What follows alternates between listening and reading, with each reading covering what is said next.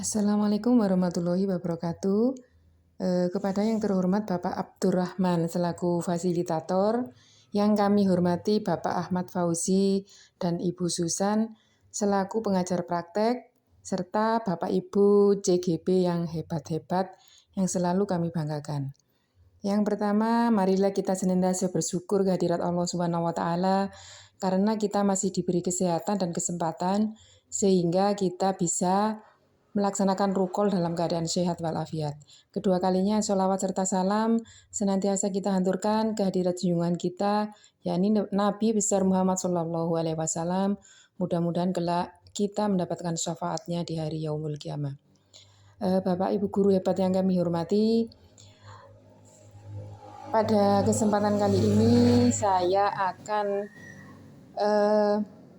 menyampaikan tugas rukol kolaborasi modul 3.3 tentang pengelolaan program yang berdampak positif pada murid.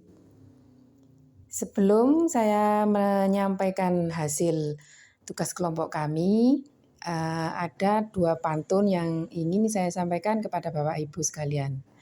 Bunga sekuntum dari pohon talas, di Purwakarta anak bersekolah. Assalamualaikum, mohon dibalas, ku buka acara dengan bismillah. Dinginnya angin menyegarkan badan, matahari bersinar, memancarkan cahaya. Izinkanlah kami mempresentasikan hasil kerja bersama kelompok ceria. Tugas rukol modul 3.3 tentang pengelolaan program yang berdampak positif pada murid. Adapun kelompok kami terdiri dari saya Riami, rekan saya Ibu Dewi, rekan saya yang kedua yaitu Bu Trias, rekan saya yang ketiga Bu Nur Wisudawati, dan rekan saya yang keempat yaitu Bu Mira. Adapun tujuan pembelajaran khusus, yang pertama berdasarkan pemahaman mereka terhadap konsep kepemimpinan murid, CGP akan bekerja dalam kelompok, membuat gambaran umum, sebuah program atau kegiatan sekolah yang mempromosikan suara, pilihan, kepemilikan murid. Dan tujuan yang kedua, CGP mempresentasikan hasil kerja kelompoknya kepada kelompok lain dan saling memberikan umpan balik. Baik, adapun nama program yang diusung oleh kelompok kami adalah One Week One Story. One Week One Story adalah jenis program kokurikuler yang melibatkan murid secara aktif dalam kegiatan membaca dan berbagi cerita sesuai dengan minat murid. Program ini bertujuan untuk meningkatkan kemampuan membaca serta menciptakan interaksi positif antar siswa. Adapun karakteristik lingkungan yang ingin dikembangkan adalah yang pertama, lingkungan yang menempatkan murid sedemikian rupa sehingga murid menjadi aktif. Kemudian yang kedua adalah lingkungan yang menumbuhkan keterampilan berinteraksi sosial yang positif, arif, dan bijaksana. Untuk sasaran programnya, yaitu semua murid. Program ini bisa diimplementasikan pada semua jenjang pendidikan sekolah dasar kelas 1 sampai dengan kelas 6. Pelaksanaan program. Pertama, kegiatan membaca dilaksanakan secara ekstensif oleh siswa di luar jam pelajaran. Yang kedua, tiap hari Sabtu setelah kegiatan senam bersama dengan durasi 1 JP kurang lebih 35 menit, siswa berbagi cerita antar teman. Latar belakangnya, kemampuan membaca berkaitan erat dengan keterampilan memahami informasi secara analitis, kritis, dan reflektif.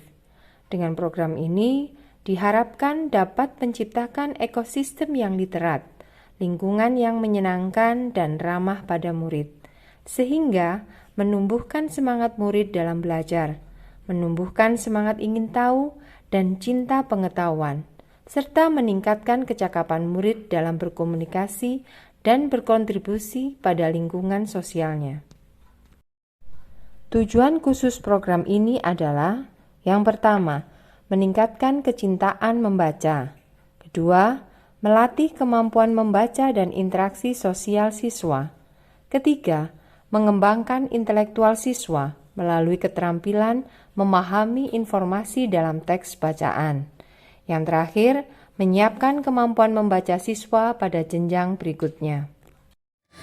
Pihak yang terlibat: 1. Kepala sekolah. 2. Guru. 3. Murid. 4. Pustakawan. 5. Orang tua atau wali murid. Panduan pelaksanaan program. Siswa memilih satu cerita untuk dibaca sesuai dengan minatnya. Siswa membaca cerita di luar jam pelajaran dengan pendampingan dari orang tua. Siswa mengisi jurnal kegiatan membaca. Setiap akhir pekan, siswa berbagi cerita dengan teman sekelas. Teknis berbagi cerita memberikan kesempatan kepada siswa untuk berbagi cerita secara sukarela. Jika tidak ada yang bersedia, guru memilih salah satu siswa untuk bercerita. Siswa menyampaikan isi cerita yang dia suka. Siswa yang lain memberikan tanggapan dan umpan balik dari cerita yang disampaikan oleh temannya. Siswa memajang hasil cerita di mading kelas. Hasil tanggapan atau umpan balik terhadap hasil cerita temannya dituliskan di jurnal siswa masing-masing. Adapun strategi pelibatan murid ada 3. Yang pertama yaitu suara atau voice, meminta pendapat siswa tentang jenis cerita yang disukai, waktu membaca yang mereka suka, tempat membaca yang mereka suka, cara berbagi cerita melalui diskusi atau curah pendapat atau survei. Yang kedua yaitu pilihan atau choice, siswa diberikan kebebasan untuk memilih jenis cerita, sumber cerita, tempat dan waktu membaca. Siswa bebas menentukan cara penyampaian cerita, misalnya secara lisan, tulis, melalui storytelling, podcast, TikTok, dan lain-lain.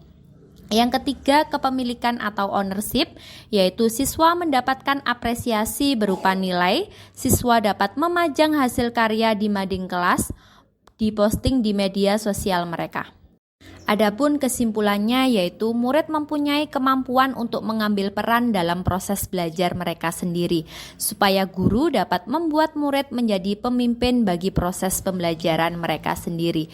Guru bisa memberikan kesempatan pada murid untuk mengembangkan peran di dalam mengelola pembelajaran mereka sendiri, sehingga potensi kepemimpinan murid bisa berkembang dengan baik. Baiklah, demikian pemaparan tugas ruang kolaborasi pengelolaan program yang berdampak positif pada murid. Jalan-jalan ke Kota Medan, jangan lupa membeli teri baja. Terima kasih Bapak Abdurrahman selaku fasilitator guru penggerak. Wassalamualaikum warahmatullahi wabarakatuh.